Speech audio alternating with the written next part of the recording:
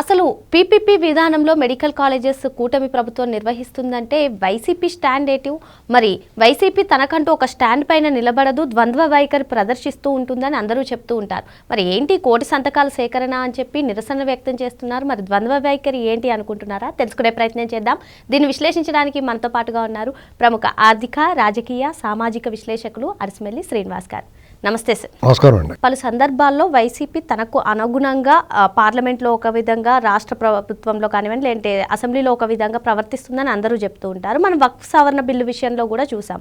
ఇప్పుడు ఈ పీపీపీ విధానంలో మెడికల్ కాలేజెస్ నిర్వహిస్తాము అని చెప్పి పార్లమెంట్లో ఒక నివేదిక ఇచ్చినటువంటి స్టాండ్ కమిటీలో గురుమూర్తి గారు ఉన్నారని కూడా తెలుస్తుంది. మరి ఏంటి సార్, ఇక్కడేమో కోటి సంతకాల సేకరణ, జగన్మోహన్ రెడ్డి గారేమో వెళ్ళి గవర్నర్ని కలుస్తామని చెప్తున్నారు.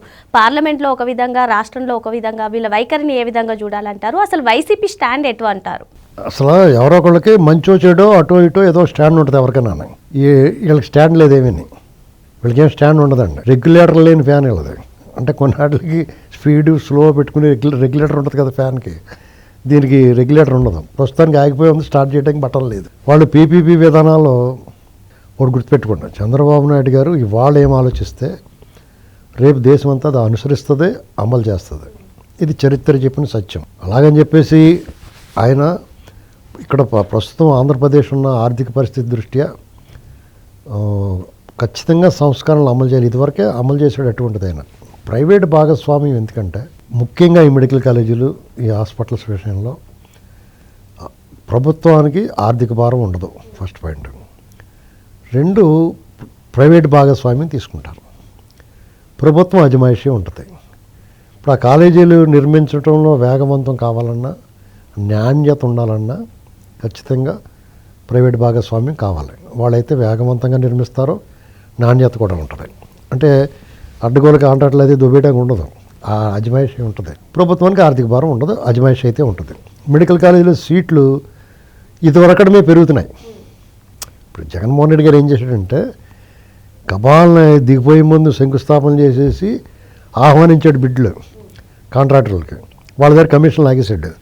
మరి కమిషన్లు మరి కట్టాలంటే మరి డబ్బులు లేవు కదా, ప్రభుత్వం కట్టాలని డబ్బులు లేవు కదా, నా బార్డు చేత రుణం ఇప్పిద్దామని ప్లాన్ చేశాడు. వాళ్ళు రుణం ఏమన్నారు, ఓ 3-4 కొద్దిగా ఓటు పూర్తి చేశారు, మిగతా కొంచెం కొంచెం చేశారు. ఇలాంటి పరిస్థితుల్లో ఇవన్నీ వీళ్ళు నిర్మించమని తను తయారు చేసి గరగా వీళ్ళని ఎత్తిమే పెట్టేస్తే ఎలా చేస్తారు? దాన్ని ముందుగా ఆలోచించాడు ఆయన. పీపీపీ విధానంలో అయితే ప్రభుత్వానికి భారం లేకుండా ఉంటుంది, తొందరగా పూర్తి అవుతాయి, ప్రజలకి హాస్పిటల్స్ కూడా అందుబాటులోకి వస్తాయి. మెడికల్ కాలేజీల్లో విద్యార్థులకు చదువుకోవడానికి, విద్య చదువుకోవడానికి అవకాశం ఉంటే ఎక్కువ సీట్లు ఉంటాయి. ప్రభుత్వ అజమాయిషీ ఉంది కాబట్టి ప్రభుత్వ కళాశాలలో ఏ రకంగా అయితే అవకాశాలు ఉంటాయో అదే అవకాశాలు ఇందులో ఉంటాయి. ఇప్పుడు మరి వాళ్ళకి ప్రైవేట్ వాళ్ళకి ఏంటి లాభం అంటే వాళ్ళు కొన్ని సీట్లు వాళ్ళు కేటాయిస్తారు డెఫినెట్గానే, మేనేజ్మెంట్ కోటాలాగానే. హాస్పిటల్స్ నిర్వహణ, ప్రభుత్వ హాస్పిటల్స్ నిర్వహణ ఎలా ఉంటుందో అలాగే నిర్వహిస్తారు. ఇది ఇవాళ ఈ దేశం మొత్తం అన్ని రాష్ట్రాలు కూడా ఈ పద్ధతిని అవలంబిస్తూ ఉన్నాయి. పార్లమెంటరీ కమిటీ కూడా దీన్నే సిఫారసు చేసింది. దానికి ఆ బిల్లుకి మద్దతు ఇస్తాడు. ఆ కమిటీలో ఉన్నాడు గురుమూర్తి. ఈ విషయమే కాదండి, కేంద్రం మోడీ గారి ప్రభుత్వం, ఎన్డీఏ ప్రభుత్వం ఏమి చెప్పినా ఏమి చేసినా జగన్మోహన్ రెడ్డి ఆటోమేటిక్గా కొండపిల్లి బొమ్మలా ఊపిది ఉంటుందండి, అలాగే ఊపుతాడు అతను. ఇక్కడికి వచ్చిన తర్వాత రికార్డింగ్ డ్యాన్స్ వేస్తున్నారు, కోటి సంతకాలు. నేను రికార్డింగ్ డ్యాన్స్ ఎందుకన్నానంటే వైజాగ్లోని గట్ట కొన్ని చోట్ల అసభ్యకర నృత్యాలు అవి పెట్టారు, ఈ ర్యాలీలు తీస్తా. అసలు ప్రజల సంబంధం ఏంటి, ప్రజల సమస్య ఏంటి, నువ్వు ఏ సమస్య మీద వెళ్తున్నావు, నువ్వు ఏం చెప్పదలుచుకున్నావు ప్రజలకి? అస్సలు ప్రజలకు సంబంధం లేని దీని గురించి ఆలోచించిన సమస్య ఇది. ఇవాళకి వాళ్ళు నిజంగానే మెడికల్ కాలేజీలు, మెడికల్ హాస్పిటల్స్ చాలా అవసరం ప్రజలకి. ఎందుకంటే ప్రధానమైంది విద్య, వైద్యం రెండు ఉన్నాయి అందులో. కాబట్టి కానీ ప్రజలకు దాని మీద కాన్సన్ట్రేషన్ ఉండదు. నువ్వు దాన్ని తీసుకొచ్చి అది ఎలాగన్నా కట్టండి రా బాబు, ఏదో రకం కట్టండి రా బాబు అనుకుంటారు తప్ప నువ్వు కట్టేవో నేను కట్టేవో అనుకోరాళ్ళు. ముందు అది కట్టండి అని కోరుకుంటారు, అది అందుబాటులో రావాలని కోరుకుంటారు. నువ్వేం చెప్తున్నావు దాని అందుబాటులో, ఇప్పుడు నువ్వు చెప్పిన విధానం అయితే దానికి అప్పటికే అందుబాటులో రాదు. అది మొండుగోళ్ళుగా ఇప్పుడు 4 ఏళ్ళ పూర్తి అవ్వలేదు అనుకో, మళ్ళీ ఇంకో 5 ఏళ్ళు ఆగాలి. ఈ మధ్యలో నీళ్ళటోడు ఏమంటున్నా వచ్చాడు ఇంకో వాటి కథ ఏమైపోద్ది. కాబట్టి అది ఫెయిల్యూర్ అన్నమాట. గాలిలో దీపం పెట్టి గొంతులేసినట్టే జగన్మోహన్ రెడ్డి. అంచేత అది ఫెయిల్. అందుకని అతను కోటి సంతకాలంటే ఎవడ అడగడు కదా, ఎవడ సంతకం పెట్టేది ఏది అని అడగరు కదా ఎవడన్నాయి. అందుకని కోటి సంతకాలను పెట్టి 2 చేతులతో రజనీకాంత్ గారు ఏదో సినిమాలో పెడతాడు, అలా వీళ్ళే పెట్టేసి ఉంటారు. కానీ జనము ప్రజలు అందరూ కూడా కదిలొచ్చారు జగన్మోహన్ రెడ్డి గారు పిలిపించేసరికి అని చెప్తున్నారు కదా సార్. ఏమండి ఇప్పుడు జనం రావటం రాకపోవటం పెద్ద విశేషం ఏముంది. ఒకటి మాత్రం లాజికల్గా ఆలోచించండి మీరు. జగన్మోహన్ రెడ్డి గారు అధికారంలో ఉండగా సిద్ధం సభలు పెట్టేవాడు. వైనాట్ 175 అని సభలు పెట్టేవారు. ఇవి ఏదోటి బటన్ నొక్కుతా వైనాట్ 175 అనేవాడు. ఆయన అధికారంలో ఉండగా 100% సీట్లు మనమే గెలుస్తామని చెప్తున్నప్పుడు, నేను బటన్ నొక్కడం వల్ల ప్రజలందరూ చాలా సంతోషంగా ఉన్నారని అతను చెప్తున్నప్పుడు, వాళ్ళ సంబంధించిన పత్రికలు విశ్లేషకులు అందరూ అదే మాట్లాడుతున్నప్పుడు, ఆయన మీటింగ్కి జనం రావాలంటే ఏం చేసేవారు? బెదిరించేవారు, భయపెట్టేవారు, బతిమాలేవారు, ఏదైనా ఆఫర్ చేసేవారు, డబ్బులు ఇచ్చేవారు, బస్సు ట్రాన్స్పోర్ట్ ఏర్పాటు చేసేవారు. ఇన్ని చేసిన తర్వాత అక్కడికి వెళ్ళిన తర్వాత అతను మైక్ పట్టుకోగానే పారిపోయేవాడు జనం. వాళ్ళు పారిపోకుండా ఏం చేశారు? బ్యారికేడ్లు కట్టారు. పోలీసు వాళ్ళు ఇంత లోపం పొట్టలో ఉన్న వాళ్ళు అడ్డంగా పెట్టేవారు అక్కడ, వాళ్ళు దాటుకెళ్ళిపోకుండా.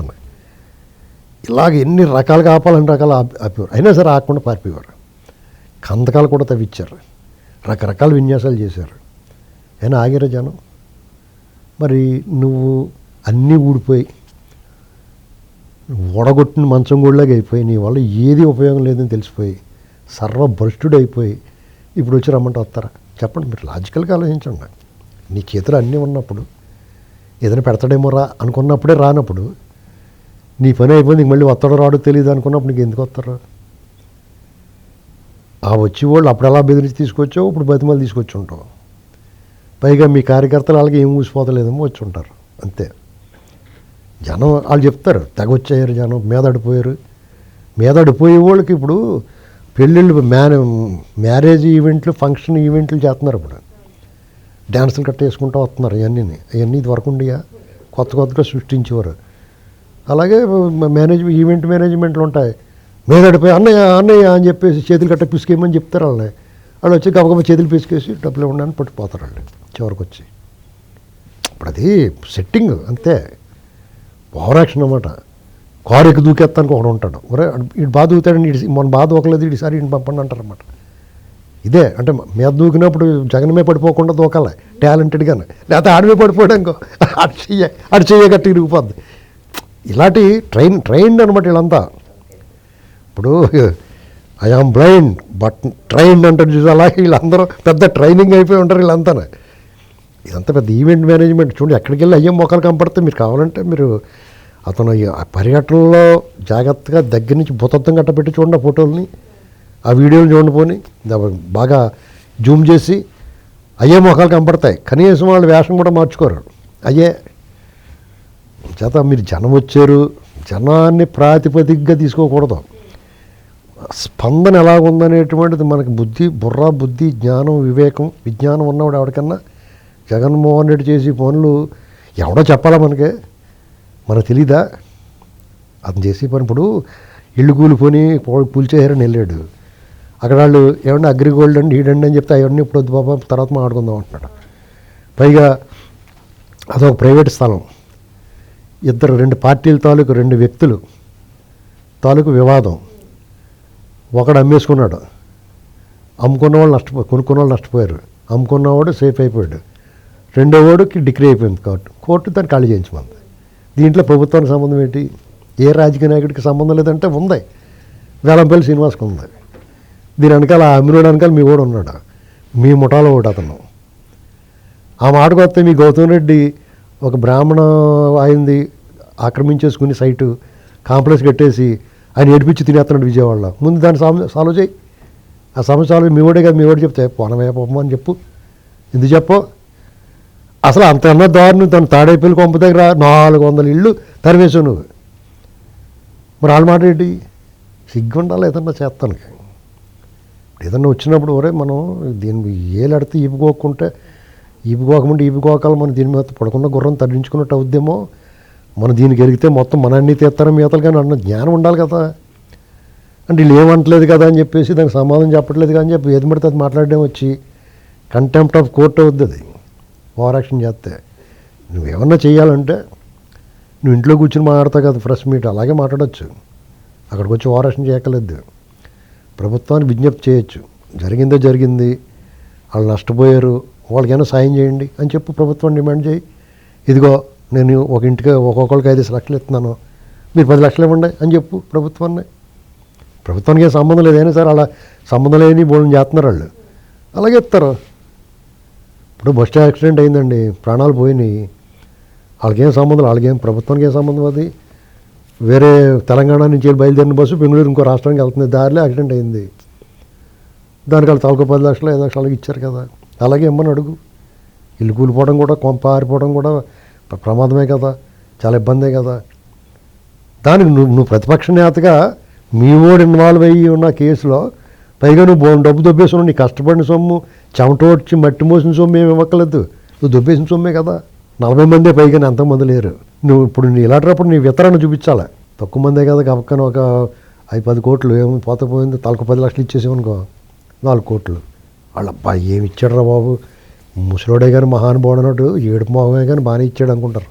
కాబట్టి మంచి పనులు చేసుకుని మంచి పేరు తెచ్చుకోవాలి ప్రతిపక్షంలో ఉన్నప్పుడు. అంతేగాని 3.5 ఏళ్ళ తర్వాత మనం వచ్చిన తర్వాత మీ సంగతి చూస్తామంటే నువ్వు ప్రమాణ స్వీకారం చేసిందా మళ్ళీ నిద్రపోతానికి వెళ్ళిపోతావు కదా, ఎప్పుడు పట్టించుకుంటావు.